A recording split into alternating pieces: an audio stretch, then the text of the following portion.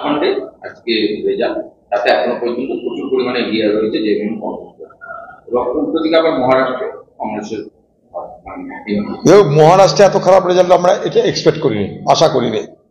কারণ গত লোকসভা নির্বাচনে মহারাষ্ট্রে আমাদের দারুণ ফলাফল হয়েছিল, মানে মহাগাড়ি যে জোট এমবিএ তার খুব ভালো রেজাল্ট হয়েছিল।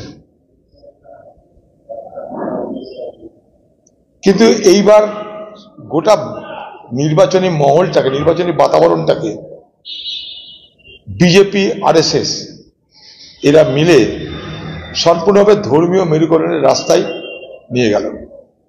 গতবারের লোকসভা নির্বাচনের ফলাফলে বিজেপি এটা অনুধাবন করেছিল যে মহারাষ্ট্রে যদি সাম্প্রদায়িক বিভাজন তীব্র এবং তীক্ষ্ণ না করা যায় তাহলে মহারাষ্ট্রে তাদের ধরে রাখা কঠিন।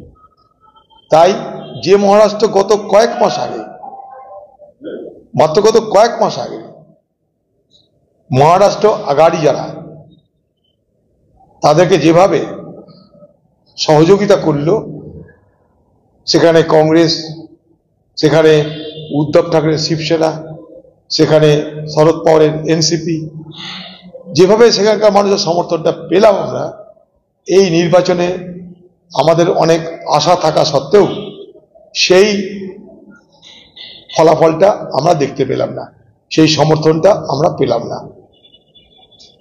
এখন তার পিছনে কারণ অনেক কিছু তো আছেই। তো আমাদের একটা কারণ যেটা এখনই দেখতে পাচ্ছি সেটা যে তীব্র এবং তীক্ষ্ণ সাম্প্রদায়িক বিভাজন, বটেঙ্গে তো কাটেঙ্গের মতন তত্ত্ব। অর্থাৎ হিন্দুদেরকে বলা হচ্ছে আমরা যদি আলাদা হয়ে যাই সব আমরা বিপদে পড়ে যাব। মোদী গিয়ে বলছে এ খাই তো সে খাই, মানে সব হিন্দু এক হও তাহলে তোমরা বাঁচবে। অর্থাৎ ভারতবর্ষে হিন্দুদেরকে এক কাট্টা করে ভোট সংগ্রহ করার মোদী এবং যোগী, সেই সঙ্গে বিজেপি এবং আরএসএস এর এই যে একটা সক্রিয়তা, তার ফলাফল বিজেপির পক্ষে গেছে। কংগ্রেস ধর্মনিরপেক্ষতার লড়াই করেছে, করছে, আগামী দিনেও করবে।